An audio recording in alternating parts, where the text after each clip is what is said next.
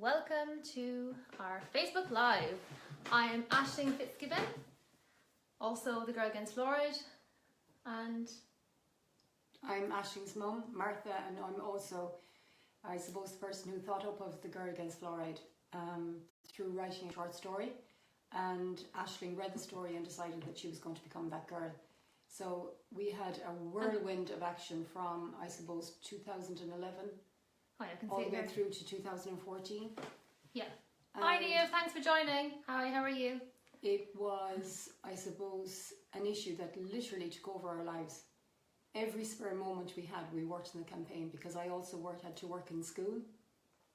And I ran it from the school, the fluoride campaign, for 3 years. Wasn't it? Yeah, 3 years. 3 years, yeah. My mum's a school teacher in Merseymount Secondary in Tralee, and the campaign ran for 3 full years in the school with a 4th year project, and so much so that the kids in the school actually thought fluoride was a subject in the school. So they were like, oh, are we going to be studying fluoride with you next year? Yeah. And you're like, what? Yeah, they used to say, Missy, you doing fluoride again this year? And after 3 years I thought, no, I can't. Yeah. But they ran it for the youth social innovators, who were absolutely great to highlight the issue, even though it was such a controversial issue in the country at the time, and still is.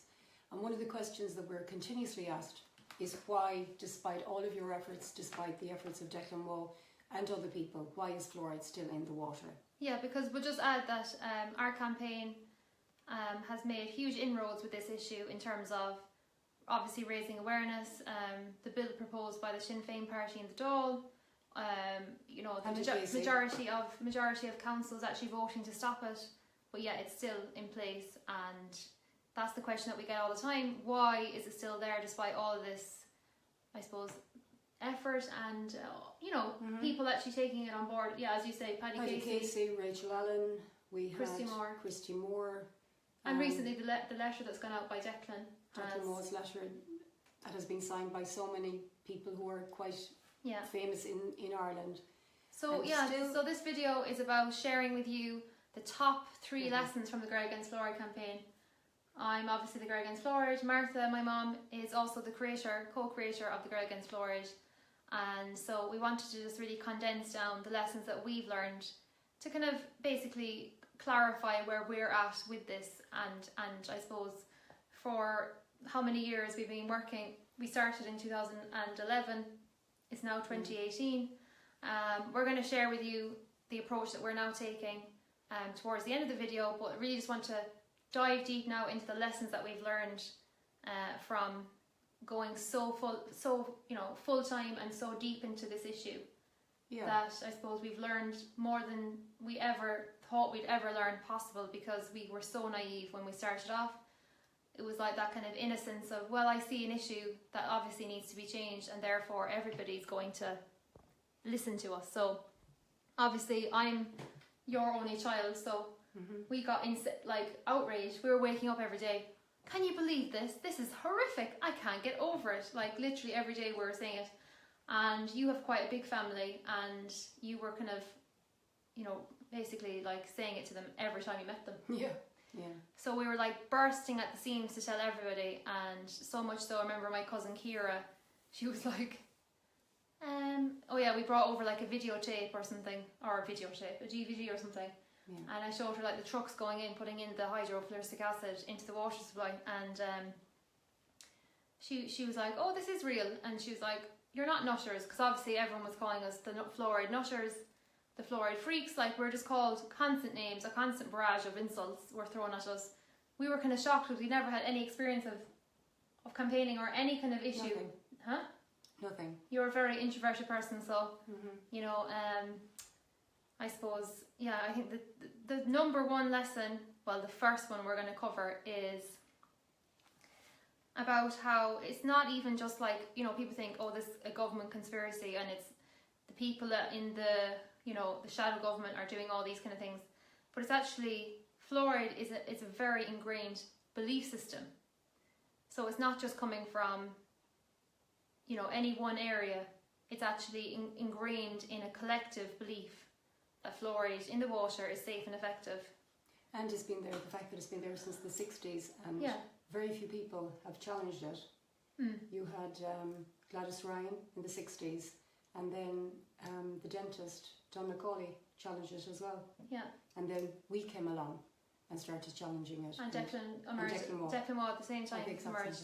Yeah. And so what would you say, I suppose, like, just kind of share with people, like, how you're, like, from your own perspective, like, what was your mum's feedback? Like, remember, we were kind of, like, saying to her, oh, you know, I got into the newspaper. Just kind of give people that insight. I think in the beginning, people were very much, they just couldn't believe what we were talking about. They couldn't understand what we were talking about because they couldn't think for a moment that we were saying, oh, there are toxic waste chemicals in the water.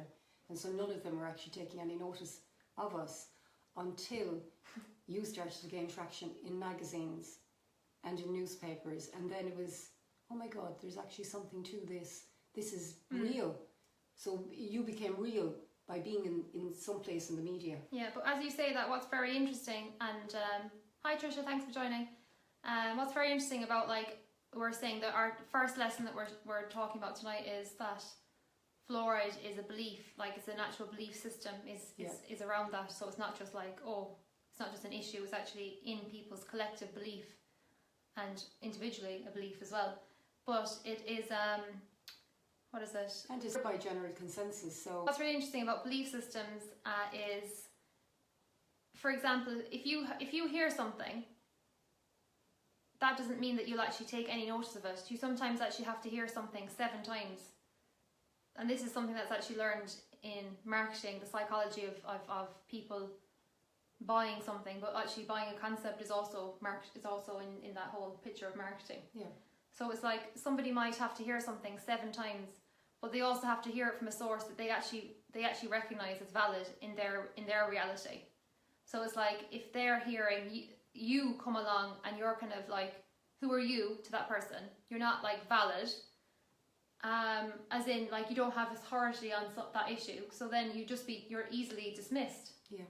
And because people have such high regard for dentists and doctors, well then they would hardly be doing something that would be against you. It's like it doesn't even enter into their mind that what you're saying could even be real. Yeah. On any level. Yeah. Because it sounds like kind of cuckoo to them. Yeah, to them, and they will also believe whatever lets them sleep at night. So it's easier to think, oh well, the government is looking after the water and that's okay, that's grand, it's one less thing for them to worry about. But what we discovered is that, I suppose the second lesson that we wanted to talk about was the more we opposed the system and the more we went against the government and went against the HSE, and we had protests, numerous protests around the country. We were in Dublin quite a lot of the time, protesting outside Leinster House. The Irish Medicines Board. The Irish Medicines Board, Chemiflock. Chemiflock is the company that adds the fluoridation chemicals. Yeah, that was actually an amazing day though. We did have fun. Oh, we did. Yeah, there was no, like, we didn't come at, like, we were doing things, but it wasn't like we were full of anger at those. It was more, I suppose, a fiery energy that we were highlighting it. And to be quite honest, we weren't even deciding what we were doing. We were literally just, it was as if we were just being, like, it was like another force was like coming through us. Over, yeah. Yeah, it did. Sorry, no, the first lesson that we're sharing is the belief system. The fluoride is a belief system, so it's ingrained into people's sense of reality and their sense of safety, and their core belief that, you know, doctors and dentists, they're doing this for their teeth, and it's like, it's all fine, you don't need to be concerned. So that's the first lesson that we learned. Yeah. Number 2? Number 2 is we strengthen what we oppose. And I suppose Fluoride-free we water. didn't know that at the time, obviously, which is why we came out against it quite strongly and attended, as I said, numerous protests around the country. And at the time, at the very beginning, I think fluoride was regarded as a cosmetic by the Irish Medicines Board, which has since changed their name to something else. Yeah, so it moved from, this is how, like, people who are kind of like not aware of this issue, like, you have no idea how you actually are entering into Alice in Wonderland. Everything is topsy-turvy. Yeah. What you think is one way is in fact the other way. Yeah. Your brain is actually starting to melt. Yeah. Because we were so disturbed. We were like, this is actually worse than a horror film. I can't even turn it off. Yeah. Oh wait, we are going to turn it off. But anyway, we'll get to the end of that. Yeah. We shall be turning it off. Yeah. But so you strengthen what you oppose. we had no idea of this because we were just like pushing against it. However, that's not to say that was like, oh, that was a mistake, because nothing has been a mistake. Everything has been has been a necessary part of this journey, because it's actually that kind of coming up against what you think is wrong is actually the first stage of your awakening and becoming aware of something that's, you know, like this, right, or reality is like this and this is the way everything is set up.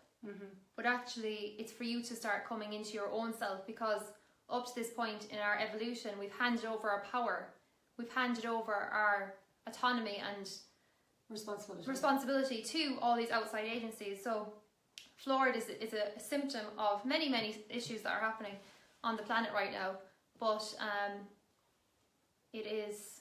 No, and you were saying that, yeah. I was saying about how the fluoride was regarded as cosmetic initially. Yeah, cosmetic. Then it went to... and then it was downgraded to a medicine or upgraded to a medicine.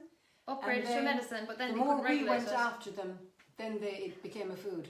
So they wouldn't have to... So by the way, if you, because test. it was Ava Pocock was the lady who was over in the EU. Yeah. And they were literally like, it's when it's coming out of the taps, it's a food. So, okay. You see, you couldn't argue with the non-logic. Well, it's called, they use gaslighting. Absolutely. So there's like, it's not a logical system that you're dealing with. It's not like you walk into the room and you say, hey guys, what are you doing? That's completely wrong. And I remember actually going to a local politician, and he said, when I said, 98% of Europe don't drink water, and he said, they don't drink water, he said, but they just drink tea and coffee. That's not made with water. Like the logic, there was no logic to any of the stuff that they were saying to us. No, he was kind of saying that they drink bottled water. That's what he was saying. Yeah, but he was also saying about the teas and the coffees, which is insane. Anyway. No, but it was kind of like you're saying one thing and then they're just, it's called gaslighting. I'd look into the work, that's why we found the work of Thomas Sheridan. Oh my God, yeah. Who writes about the psychology and the kind of the anvil of the psychopath, isn't it? Yeah. That helped us enormously. That helped us enormously to understand the workings of it, because we were coming at it from our mindset and our kind of way of viewing the world, and you start to realise that things aren't the way that you would imagine.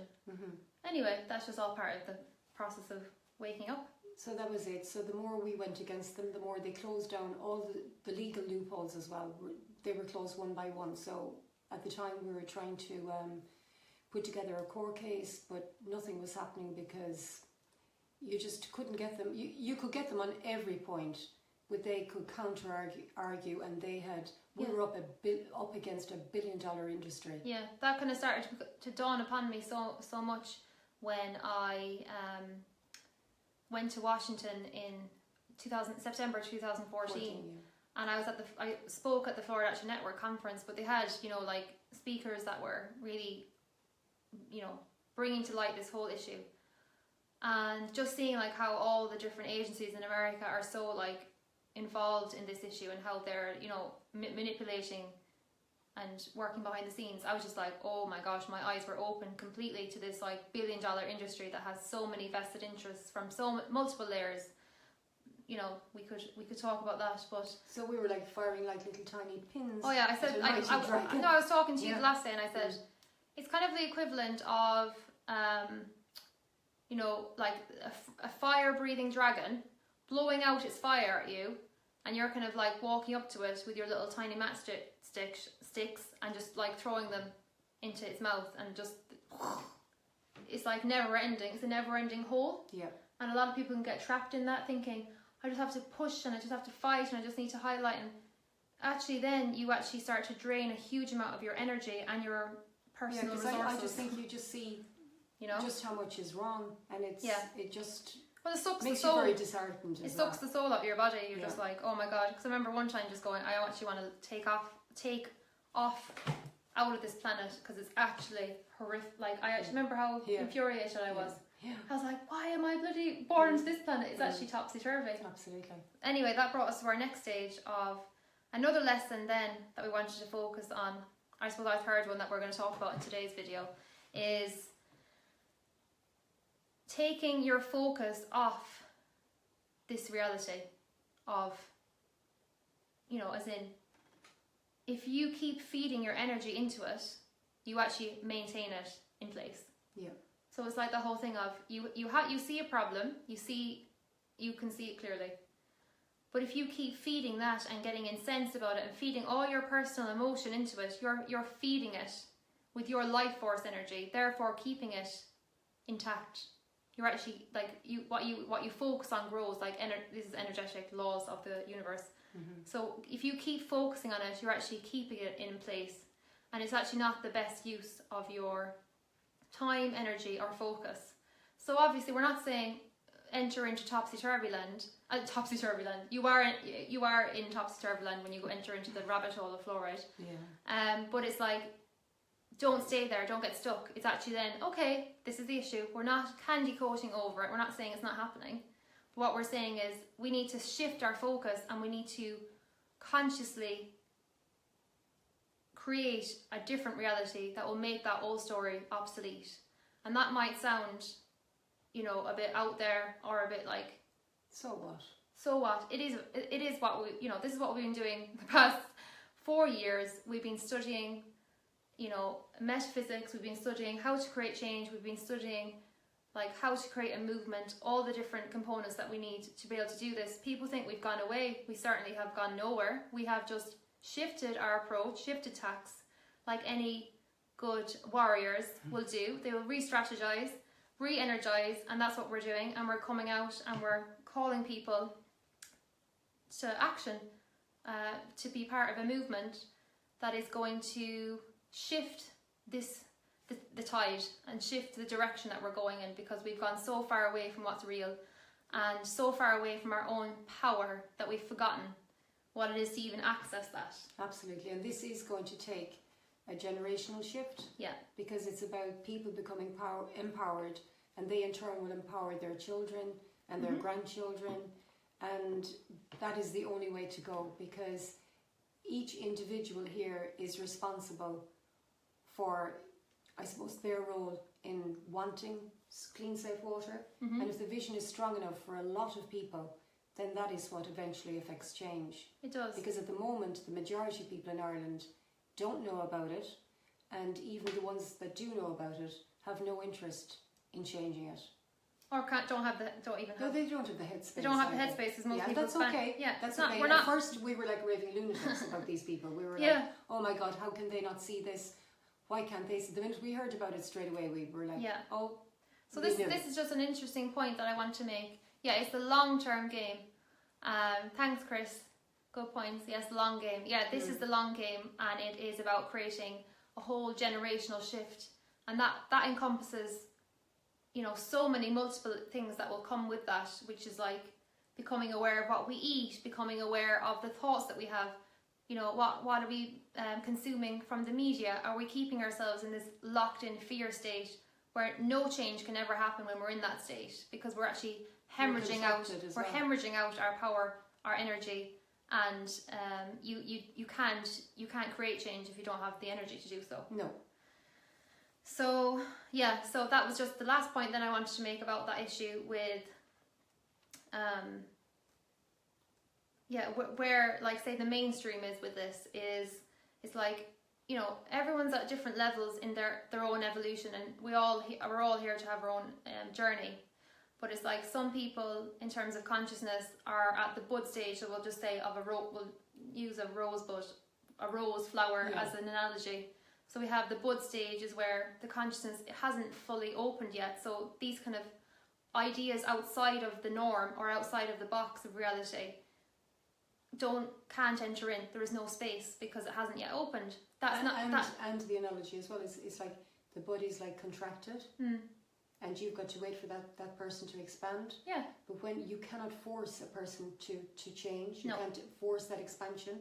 You can only inspire that expansion. Exactly. Yeah. And that is where I feel we're at now. That's where we're at now, and it's like, and I suppose our role, we feel, is to provide the conditions for people to open up gently, like a blossoming flower, and open and expand into all these, new thoughts and new concepts, and new possibilities, because we're so boxed in, we have no idea of what actually is outside of that once we start to take that journey, like we have over the past few years, and we're now really coming into it now. But it's like we've realised everything that we've done has been absolutely perfect. And I just want to acknowledge us tonight, both of us, for what we've done. Thank you, Aisling. Because it has been gargantuan. Absolutely. The dedication, the commitment, we put our hearts and soul. I'll just give one example of dedication. We drove from Tralee at 4 o'clock in the afternoon when I finished work, so that Aisling would have 38 seconds of airtime on Vincent Brown. And we came back the same night. That was the level of dedication. So we drove for like 8 hours for 38 seconds of airtime. And it wasn't that, I suppose it was very exciting when we were doing it in the beginning as well, because we weren't aware of the corruption, we weren't aware of the opposition that was actually there the whole time. And, well, if we were aware, I don't think we would have started. No, we wouldn't have done it. If we look back now and just think sometimes ignorance, like, you're kind of blinded to that naivety, and that's sometimes a very good thing, because it keeps you moving. Yeah, but we've some fantastic highlights as well. Yeah. Of the campaign, and that's good. It's just, but as with anything, if it stayed the same, well, we couldn't have stayed the same, because in order for growth to happen, everything has to evolve. Completely. We had to evolve. We had to change. And we had to look at a way of how we could bring people with us on this journey. Because the more people that you've influenced in your work, the more people that you've influenced, they in turn will drink clean, safe water. Their children will drink it. Their friends, their relatives. It then spreads by word of mouth. Oh, why do you have a filter in your house? Or why do you have a distiller in your house? Or why are you getting mineral water? Why are you water? getting bottled water? It just starts the conversation. And again, it's, you don't force people to change, you inspire them to change, you lead by example. Yeah. And that's... Leading by example is definitely the way to go. So, I just feel like it was so important for us to come out tonight and share this, because we have, I suppose we couldn't really articulate this into words until we fully had the full understanding and the full experiential knowledge to be able to then come forward and share it. Yeah. Because we were kind of grasping it and kind of realising that there had to be a different approach, but it has taken us many years for us to actually bring that all together. And it really, sorry now, Jez has commented. Hi Jez, thanks so much for joining. Thinking of the same thing brings more of it. Yes, you have to change the thinking completely. Absolutely. It's like change the channel, because it's like, we're on this channel and we're keep feeding it the thought, like we were every day. Oh, this is terrible, we can't believe the government are doing this, we can't believe the councillors aren't listening to us.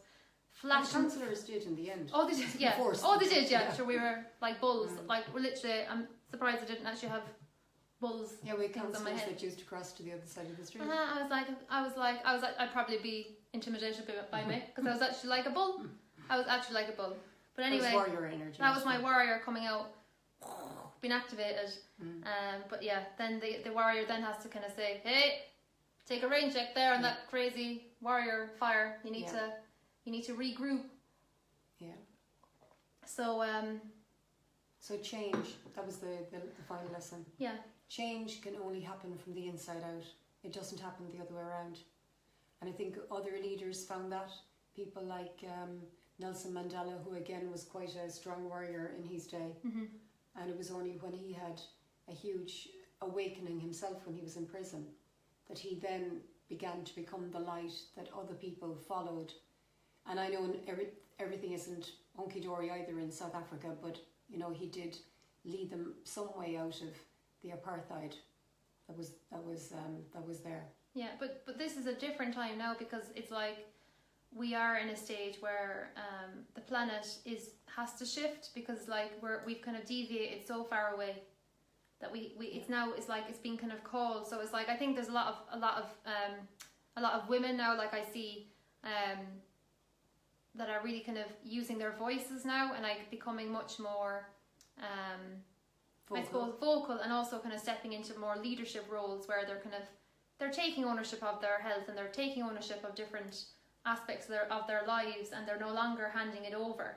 Yeah. So it's really it's a journey now of reclaiming that in our own selves, and as you said, change can only come from the inside. And also we feel that this is a movement, and this is why we are creating a space for people to grow in, and the conditions, because like what we were saying, it's like you have all this in you, but you know, it's difficult to do this on your own. Like it's, Absolutely. you know, it's very hard to maintain this momentum. You might kind of hear ideas and you might go, wow, this is amazing, yeah, but then you kind of fall back into your normal habits and your daily routine, and the kind of the negativity from the outside can start to seep into you and bring you down back down into that level of lower, is basically a lower level of consciousness. So in order to like continuously open and thrive, you need those conditions. Like if you're planting seeds in a bed, you need to have the correct conditions, the right fertilizer, the right amount of light,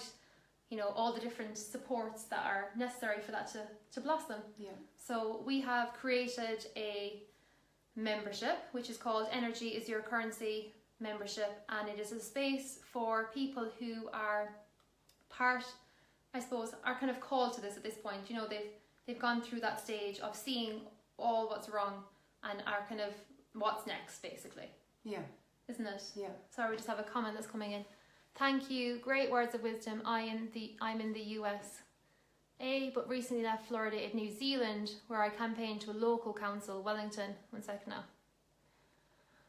I'll just read your comment here because I can't see it on the phone. For it to be reviewed, removed, nothing happened as yet. So now I need to pick it up again here. So this was all very helpful. Thanks for all your work. You are reaching internationally. Thank you so much, Chris. Thank you. That's lovely. Really, that's lovely. Yeah. And that has always been our intention to, I suppose, connect to all the people like you, Chris, who are part of this and who are called to it, because it's like Michael Connett in America and Florida Network. He said, like, this issue, you don't choose to do it; it chooses you. It's like it takes you over. Because I'm sure if we met, we'd be like, you know, you could tell a few stories, because it's really interesting to meet the type of people that actually are drawn to this. Yeah. And there's lots of, you know, we're all very different, but there's lots of similarities. There's a sense of kind of, I think you're here for the upliftment of humanity, and you're here to actually contribute. You're not just here to just, like, you know, shuffle through life. You're really here because you have a deep desire. Look at what fluoride opened us up to. Yeah, so I suppose that's another point I'd like to make before we're going to wrap up tonight. It's instead of seeing fluoride as a problem, like where you are, Chris, you're back in the USA, and I'm not sure where you are, but presumably a lot of America is fluoridated. Instead of seeing fluoride as a problem that, as we have up to this point, just let's reframe this whole issue. Let's like completely reframe it and see it as an opportunity, as an invitation, because it's there for a reason. Like all things, even if they're good or bad, they're there for a reason. So if we look at the deeper meaning of why it's there, it's an invitation for us to change and to be that person who is going to embody a way of being that wouldn't even require fluoride to enter into that reality. Yeah. So this is why we've created our Energy is Your Currency membership, which is open for the very first time. We just opened just on the 31st of January, and we're enrolling until the 7th of February, which is next week. And it's going to be a space for people who are basically here to step into their highest calling and into their highest purpose.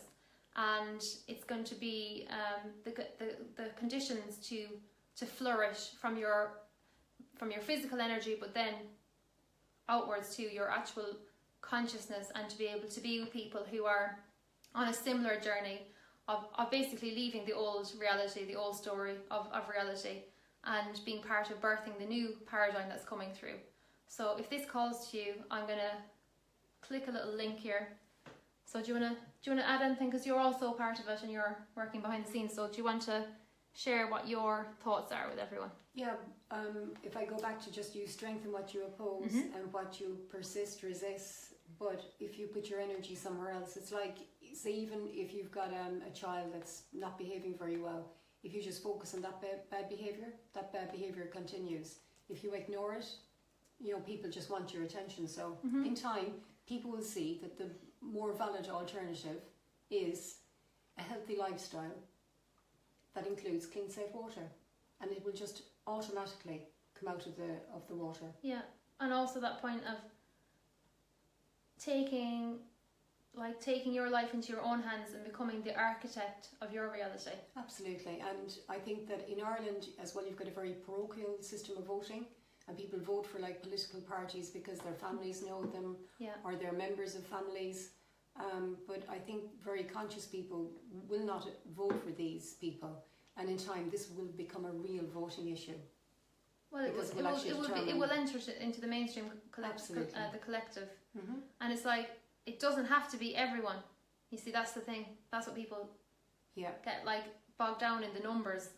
It's actually about the people. There's certain people that are here. We've got certain roles that we play. There's no, placement of it's better or anything than other people. But it's Yeah. like we have a certain level of service that we are bringing to the world. Yeah. And when you actually step into your full power, you will ripple that out Yeah. so powerfully that will change the story of what's coming through. Yeah. And it's gonna, Because everything is energy. everything is energy. So if you are interested, if this does call to you, I have the link there below. Energy is your currency community. The doors are open. Mm-hmm. Open for, I was gonna think, it's open to be, it's open to receive whoever wants to come in until we're closing the doors next Wednesday the 7th. So it's going to be a really special space. Both my mom, Martha, and I, we're running it. It's going to be a place where you're going to get massive transformational tools and techniques every month. Really simple steps that you can take to start to really master your energy, your health, all the things that we are here to offer. Yeah. The full range of modalities that we've trained in. Yeah. And we invite you to join if it feels the right thing to do. So if you click on the link below, you can see the details, and if you wish to sign up, there's a link to sign up. Okay. I think So thank you so much for Covered joining, everything. and if you have any other comments, we will make sure to get back to you. Yeah. Okay, see you good soon. night. Thanks Enjoy a your million. Friday. Bye, Jess. Bye bye. Have a nice weekend.